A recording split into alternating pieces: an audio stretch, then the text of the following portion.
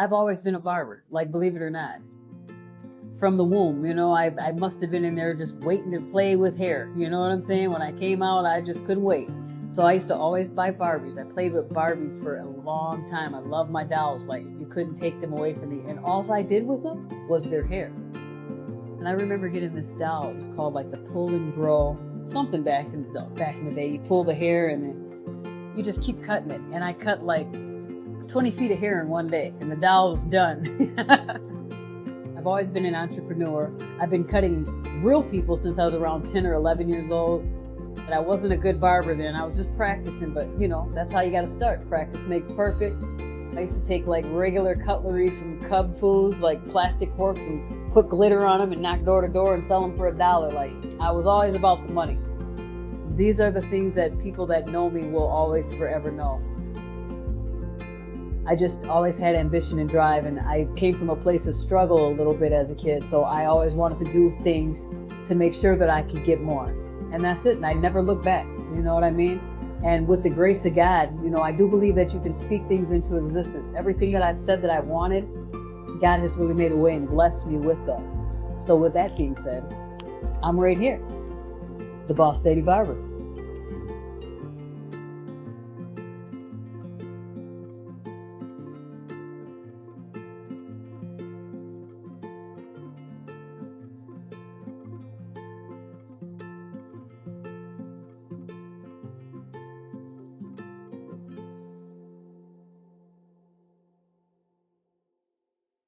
The person that I am right now today, the person that God created. You know, like everything that I'm doing, everything that I am, everything that I have comes from God. I don't give it to nobody else but that. Of course, to be successful comes sacrifice, naturally. So I've lost a lot of friends that couldn't see my vision because, like I said, when I started my business, I was 23.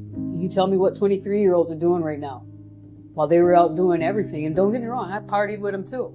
But I always locked in. You know, I had a goal for myself. I didn't want to be working hard and long, and I just knew what I wanted. You know, I lost a lot of friends. Those friends that I had at 23, none of them are my friends right now today. I don't hate them, but we're just in different places.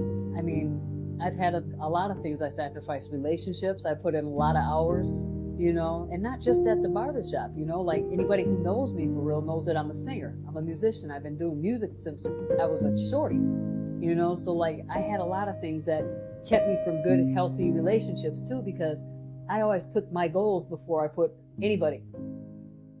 It's just facts.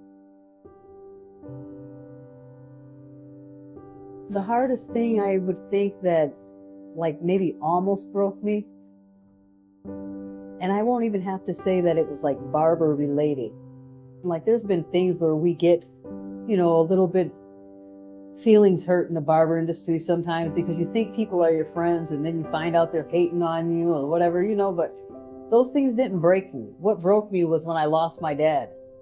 My dad died in 2011 and I was doing music all over the world at this point, performing, and he was at all my shows, and I just got so used to seeing him in the crowd, selling my merch, all that.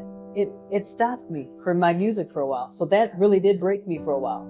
I believe it or not, I just got back into my music hard, writing and stuff. So I got some stuff I'm working on that's dope actually, but that was the only thing that broke me. Nothing broke me barbering, because I feel like in this career, there's always other ways for me to level up. You know, like if you stay stagnant in one spot, then anything could just shatter you. It took death to break me. A person can't break me. Not anyone that ain't my family, you know. I've done a lot of things in my life. I've been a lot of places in my life. But there's a lot of things that I haven't done. There's a lot of things that I haven't touched. And I know that when these hands get lazy, I'm not going to go to the places I have not yet been. So that's my motivation, you know. I want to make sure that my son has a good example of what a hard worker is. I want to be an easy worker too. So I work hard now so I can relax later so he can have it easy. Both of us. I want to take him around the world, and I don't ever want to worry about finances.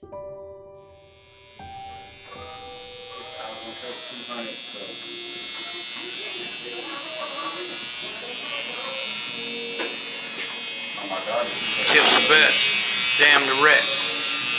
Yeah. Well, the things that keep me up at night are just how I can, thinking about how I can be innovative in this business. What can I do different to make the shop look better, to draw in new customers, to even draw in new barbers sometimes? Things change. That's a part of business. Everybody cuts everybody's customer in this business. So you have to think about how you can constantly get new people. Oh, man. My name is Ja Love, man. I've been knowing Tiff forever, man. And sure, the first time I tried her, man, it's a wrap, man. She's the best, hand down the best in the business over here in the Twin City, man. For real. Be so for her, but her haircuts, they just raw. They're really good. Like, you can't do nothing else. Like, if me, like, I had to switch barbers to come back here because I was here one day with my cousin and I saw her, and that's just ever since I've been with her for the last 3 years probably. She keep me on my toe, man. She keep me laughing and she does her job wonderfully. That's what I love about her. Yeah. I would say that I am pretty much a creative. I'm very much so a creative person.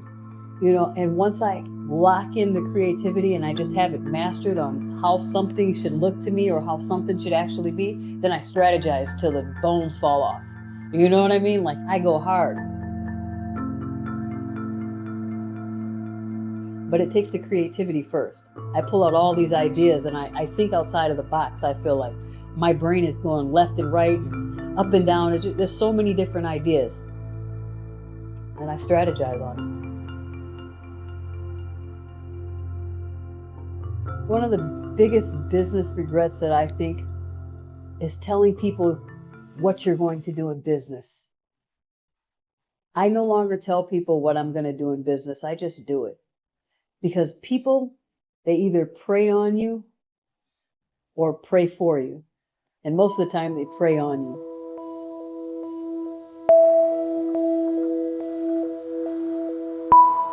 Sometimes plans don't get executed because once it gets all out there, everybody's trying to do it, or, and that's fine too, because there's 1,000 barbershops, there's 1,000 grocery stores. I mean, there's plenty of money for everybody.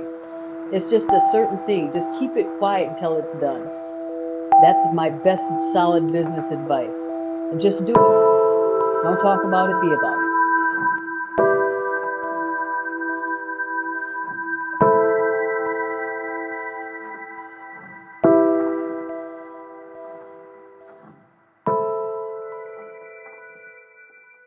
You can expect to have a phenomenal haircut, for one. A professional person, a professional environment is what I'm going to be given. A silly personality once I get to know you. And then not only that, I want them to know that if they are booking with me, and this goes for any good barber, expect a couple minutes of wait, even with an appointment, especially on a busy day, because that's just how it is. If you want to book with me because you heard about me, everybody wants to book with me. So just expect a couple extra minutes on a busy day, and it'll be worth the wait. I usually throw in something if I am running behind, but I want them to know that they got a solid person in me. I am Tiffany, the BossLady Barber, serial entrepreneur, Crown Affection Hair and Skincare, the Big Boss Lady Podcast, and I get you financing for your business. If you need me, come get me. I'm here for you at any time. I appreciate you guys.